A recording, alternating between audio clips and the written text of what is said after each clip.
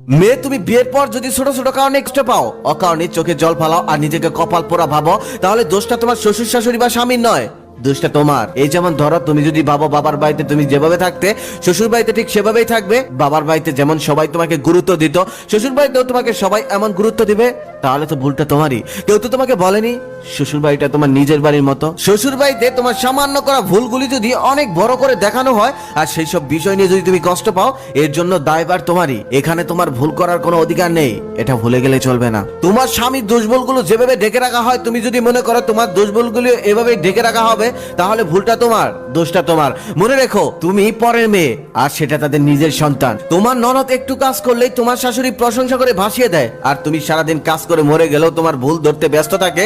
এটা নিয়ে যদি তুমি আফসোস করো, তাহলে এটা তোমার ভুল।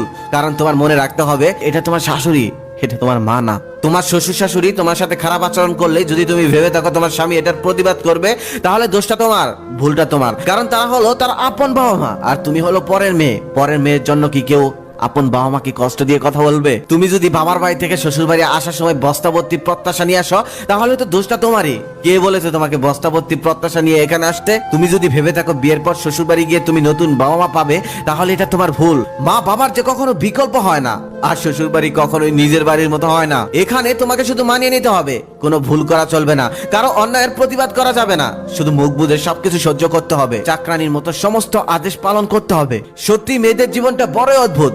বাবার বাড়িতে এরা রাজকন্যা হয়ে থাকলেও শ্বশুর বাড়িতে এদের